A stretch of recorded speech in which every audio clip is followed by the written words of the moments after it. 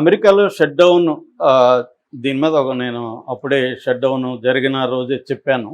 So, ఇప్పుడు topic ఏందంటే అమెరికాలో షట్ డౌన్ వల్ల అంటే ట్రంప్ చేసే పనుల వల్ల అమెరికానే అన్నిటికంటే లాస్ అవుతుంది.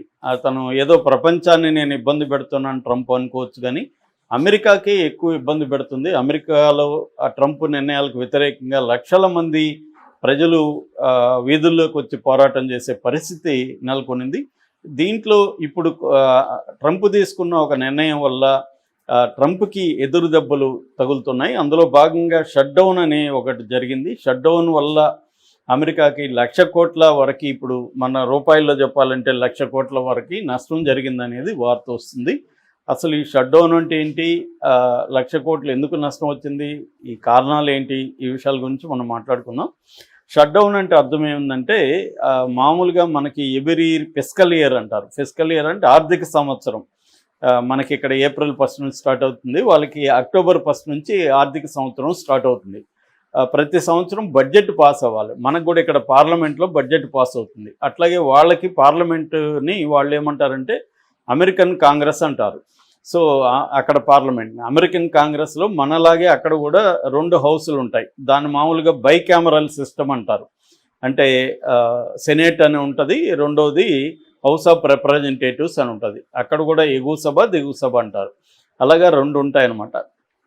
ఈ సెనేట్లో 100 మెంబర్స్ ఉంటారు. అందులో రిపబ్లికన్స్ 53 మంది ఉన్నారు, డెమోక్రాట్స్ 45 మంది ఉన్నారు, ఇండిపెండెంట్స్ 2 ఉన్నారు. అంటే టోటల్గా అక్కడ 100 ఉన్నాయి. అందులో మెజారిటీ అయితే రిపబ్లికన్సే ఉన్నారు. అట్లాగే హౌస్ ఆఫ్ రిప్రజెంటేటివ్స్ మొత్తం 435 మంది ఉన్నారు. అందులో రిపబ్లికన్స్ 213 మంది అయితే, డెమోక్రాట్స్ 219 మంది రిపబ్లికన్స్ అయితే 213 మంది డెమోక్రాట్స్ అనమాట. వ్యాకెంట్గా 3 ఉన్నాయి. సో ఇక్కడ ఏంటంటే ఈ 2 సభల్లోనూ ఈ బడ్జెట్, వాళ్ళ బడ్జెట్ని ఏమంటారంటే అప్రోప్రియేషన్ లెజిస్లేషన్ అంటారు, లేదా కంటిన్యూయింగ్ రెజల్యూషన్ సిఆర్ అని పిలుస్తారు.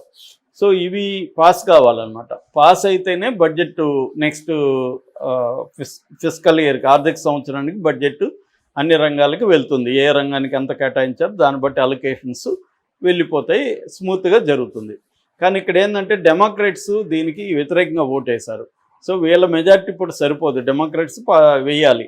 డెమోక్రాట్స్ వేయలేకపోవడం వల్ల బడ్జెట్ ఆగిపోయింది. బడ్జెట్ ఆగిపోవడం వల్ల ఫండ్ పోదు. ఫండ్ పోకపోవడం వల్ల ఉద్యోగులకి జీతాలు రావు, రకరకాల ప్రోగ్రామ్స్కి డబ్బులు ఉండవు. దానివల్ల షట్ డౌన్ అని పిలుస్తారు దాన్ని. మొత్తం మూతబడిపోయినాయి. అంటే దాదాపు 9 లక్షల మంది ఫెడరల్ ఉద్యోగులు అంటారు. అమెరికాలో ఫెడరల్ సిస్టమ్ ఉంటుంది. స్టేట్ ఉద్యోగులు ఉంటారు, ఫెడరల్ ఉద్యోగులు. మనకు కూడా ఇక్కడ సెంట్రల్ గవర్నమెంట్ ఎంప్లాయీస్ ఉంటారు, స్టేట్ ఎంప్లాయీస్ ఉంటారు. అక్కడ కూడా అలాగే ఫెడరల్ ఎంప్లాయీస్ వీళ్ళు ఉంటారు. ఫెడరల్ ఎంప్లాయీస్ దాదాపు 9 లక్షల మందికి ఇప్పుడు ఉద్యోగం పోయినట్టు టెంపరీగా, అంటే జీతాలు లేవు. షట్ డౌన్ ఎప్పుడు స్టార్ట్ అయింది, అక్టోబర్ 1 స్టార్ట్ అయింది. ఇవాళ 33 రోజులు కంప్లీట్ అయిపోయినాయి ఈ షట్ డౌన్ స్టార్ట్ అయ్యి. ఇది చరిత్రలోనే అమెరికాలో ఇప్పటి వరకు ఇలాంటి షట్ డౌన్లు 11 సార్లు జరిగాయి. ఇది వచ్చి హైయెస్ట్ పీరియడ్ అనమాట ఇప్పటికే. సో ఇది ఇంకా కూడా కంటిన్యూ అయ్యే అవకాశం ఉంది. సో ఇప్పటికే 1,00,000 కోట్ల వరకు ఇది వస్తుంది అంటున్నారు. అంటే ఎవ్రీ వీక్ దాదాపు 15 బిలియన్లు పర్ వీక్ లాస్ అయ్యే అవకాశం ఉంది. 0.2% జీడిపిలో లాస్ వస్తుంది దీనివల్ల అని చెప్తున్నారు. అంటే 4th week 7 billions, 6th week 11 billions, 8 weeks తర్వాత 14 బిలియన్స్ వరకు లాస్ వచ్చే అవకాశం ఉందనేది అంచనా వేస్తున్నారు.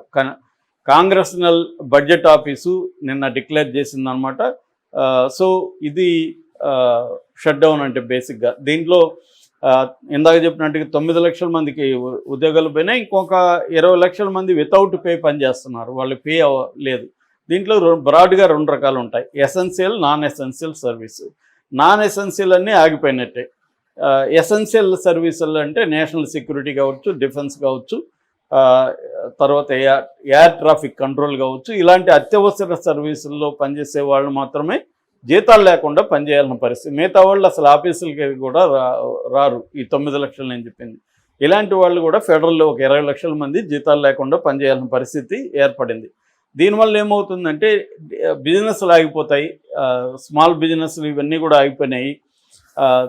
ఎందుకంటే గవర్నమెంట్ వాళ్ళకి ఆ డిపార్ట్మెంట్లో పనిచేయనప్పుడు ఇప్పుడు పోయి ఆఫీస్లో పర్మిషన్ తీసుకోవాలి, రెన్యువల్స్ చేయాలి, రకరకాలు ఉంటాయి కదా. ఈ యాక్టివిటీలు చేయాలంటే గవర్నమెంట్ ఆఫీసులు పనిచేయాలి. ఫెడరల్ ఆఫీసులు పనిచేయట్లేదు, షట్ డౌన్ అయిపోయినాయి. షట్ డౌన్ ఉన్నప్పుడు దాని ప్రభావం వ్యాపార సంస్థల మీద, బ్యాంకుల మీద, అనేక వాటి మీద పడుతుంది.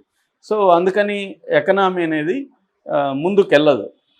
అలాగే 1,00,000 కోట్ల వరకు ఇప్పుడు నష్టం వచ్చిందని చెప్తున్నారు. అట్లాగే దీంట్లో ఫుడ్ అసిస్టెన్స్, చాలామంది ప్రభుత్వం ఇచ్చే ఫుడ్ దీని మీద ఆధారపడి బతుకుతుంటారు. దానికి ఫండ్ అయిపోయింది, వాళ్ళంతా ఇప్పుడు ఆకలితో ఉండాల్సిన పరిస్థితి. రెండవది హెల్త్ కేర్కి ప్రొవైడ్ చేయాలి, హెల్త్ కేర్ ఆగిపోయింది. అట్లాగే ఎడ్యుకేషన్కి వాళ్ళు ఏంటంటే లోవర్ ఎడ్యుకేషన్ అంతా కూడా గవర్నమెంట్ ఫండింగ్ మీదనే నడుస్తుంటుంది, అది ఆగిపోయింది. అట్లాగే రీసెర్చ్, మెడికల్ రీసెర్చ్ చాలా, ఇవన్నీ కూడా చాలా ఇంపార్టెంట్ మనకి. వెల్ఫేర్, మెడికల్ రీసెర్చ్, వీటన్నిటికి ఫండ్స్ అయిపోయినాయి. ప్రధానంగా ఏంటంటే అసలు బడ్జెట్ వీళ్ళు ఎందుకు ఓట్ వేయలేదు డెమోక్రాట్స్ అంటే, ట్రంప్ ఏం చేస్తున్నాడంటే వెల్ఫేర్కి, రీసెర్చ్కి, ఇలాంటి వాటికి ఫండ్, హెల్త్ కేర్, వీటికంతా ఫండ్స్ కట్ చేస్తున్నారు. దాన్ని డెమోక్రాట్స్ వ్యతిరేకిస్తున్నారు. దీనికి ఫండ్ ఇస్తేనే మేము బడ్జెట్ ఆమోదిస్తాం అనేది వీళ్ళ వాదన. అందుకని అది ప్రతిష్టంభనలో ఉందన్నమాట.